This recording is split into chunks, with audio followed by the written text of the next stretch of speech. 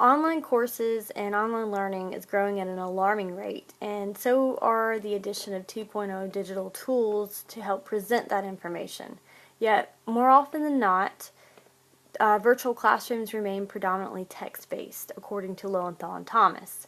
There are three major reasons for this. One, we all find ourselves relying on previous experience when trying something new. And that typically means that things that we do in a face-to-face environment, we try to simulate in our virtual environments. Two, many traditional face-to-face methods can be effective in the online learning environment. And three, teaching online requires a specialized pedagogy and an aptitude toward technology. This brings me to the not so often talked about digital Dropbox and submitting work privately. And we're going to discuss Patrick Lowenthal and David Thomas's Death to the Digital Dropbox, Rethinking Student Privacy and Public Performance. The problem with Dropbox and misconceptions of student privacy is the private turn-in option. It typically eliminates feedback, or at least peer feedback, and decreases student accountability and teachable moments. Lowenthal and Thomas say that privately using a digital Dropbox, or even worse, email, can be a destructive pedagogical practice. They go on to say this because it doesn't give opportunities for peers to see the instructor interact in the course. It also eliminates peers providing feedback or experts to provide feedback. The key categories for objecting to public posting of work are listed at the bottom. One, there's legal privacy requirements. This often refers to FERPA.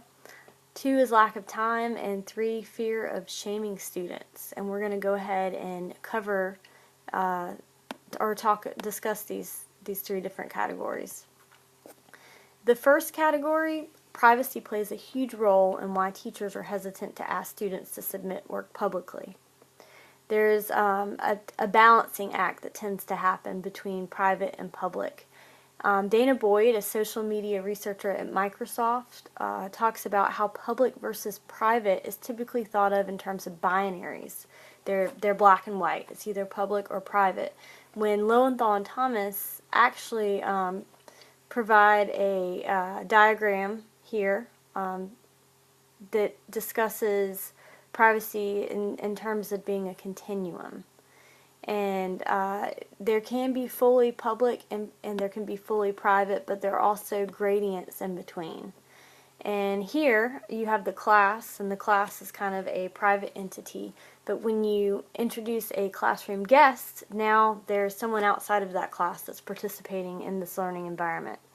Then if you have an auditorium performance, you have a contained public venue. And then you could go out into the public, let's say a film festival where student work is being showcased, and now we have an open public venue. And then beyond that is the internet, or posting publicly to the internet. They argue that sometimes in the name of privacy, meaningful educational opportunities are missed out on. The example given is a student giving a speech to their professor during office hours.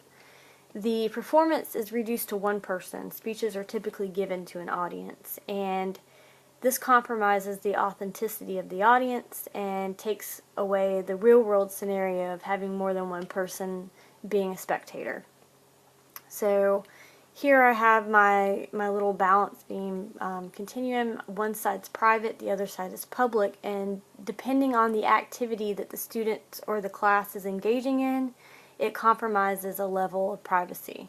And in some instances, privacy can completely be gone. It can be fully public, like publishing to the internet. The second reason is shame. So the objection is that a public showcase can embarrass or shame some students. And Lowenthal and Thomas go on to give three reasons that publicly posting would outweigh the shaming. One, public feedback is different from grading. So it's not like the student received a bad grade, they're just receiving constructive feedback, and this in turn will help the student further develop their skills, and they will also receive peer feedback and maybe even expert feedback depending on the venue where the work is being published. 2, public review has a long history of existence. Those in the arts have always been inclined to public showcase or offering a public portfolio where they've received feedback and advanced in their skill.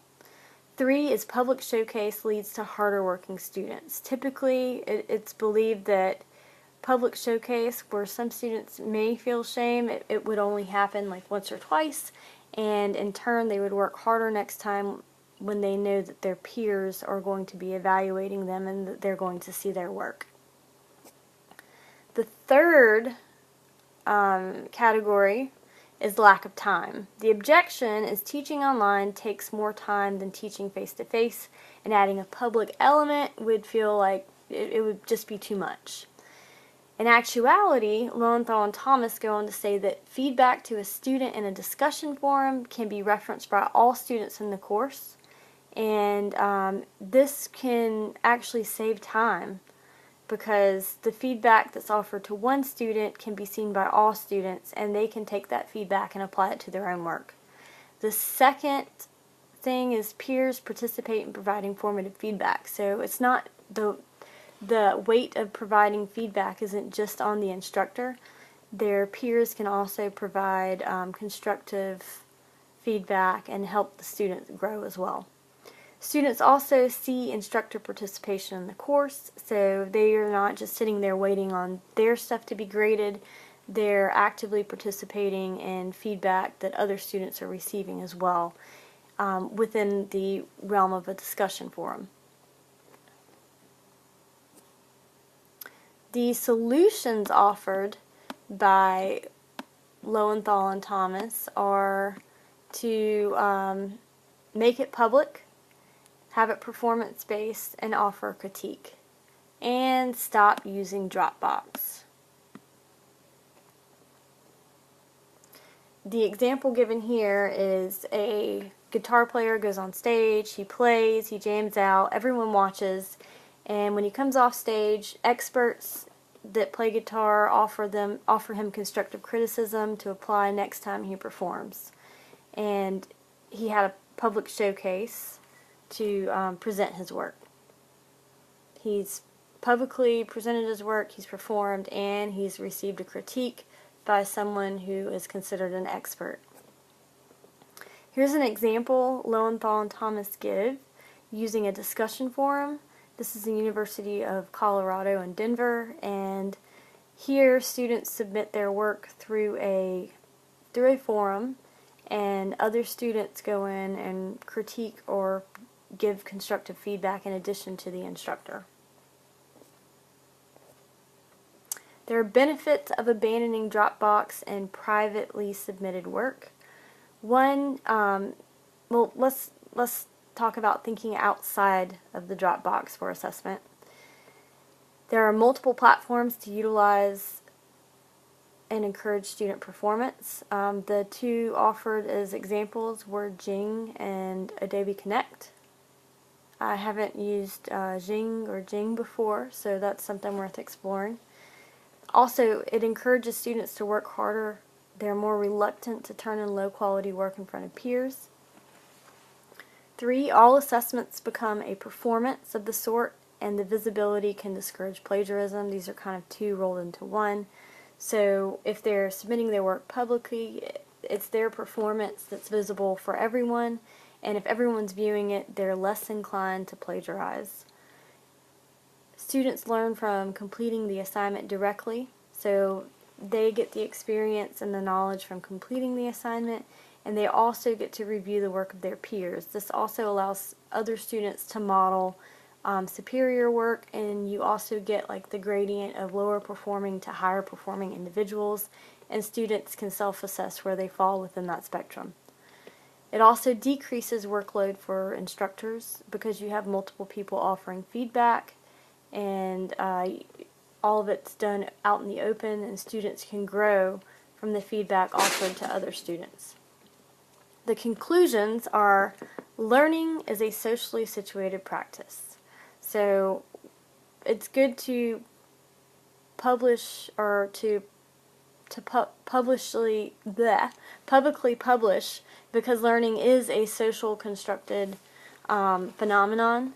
So having discourse and conversation around a topic helps people grow. Faculty resort to protecting privacy without considering educational impact. This is one of the reasons teachers and instructors are hesitant. They tend to protect privacy before weighing the educational merit of publicly publishing. Also, public performance gives students more opportunity for meaningful feedback, and public feedback can increase faculty presence while decreasing workload. So it gives the appearance of being more active in the course while also decreasing the workload, because the feedback that you give one student is viewable by all. And Lowenthal and Thomas say reconsidering student privacy in the online world is, we believe, a doorway to improving education. So by using the internet and the online learning environment to publicly publish our work, we are actually improving education. The questions that I have, answer 3 of the 5 in the comments section within Swivl. True public performances often provide students with the opportunity to present their work outside of an LMS, which can lead to FERPA violations. How have you facilitated public consumption of student work while remaining FERPA compliant? 2. In lieu of turning in a paper via Dropbox, what other means could you have students complete and submit an assignment of this nature? So what other ways can students complete what would typically be a paper? How can you do that to where it's a public work? 3. Have you witnessed or experienced shame when submitting work publicly? I could say right now, I'll probably watch this back, and this is a public submission of an assignment, so I can answer yes to that. If so, do you think this has positive or negative implications on future student performance? 4. When is it appropriate to have students submit work publicly? And when do you deem it more appropriate to privately submit it? And the last but not least brings us to the tool of the hour, Swivl, which is what I used to create the video. 5. What do you think of Swivl as a publication tool? Could you see yourself using it? If so, how? If no, why not?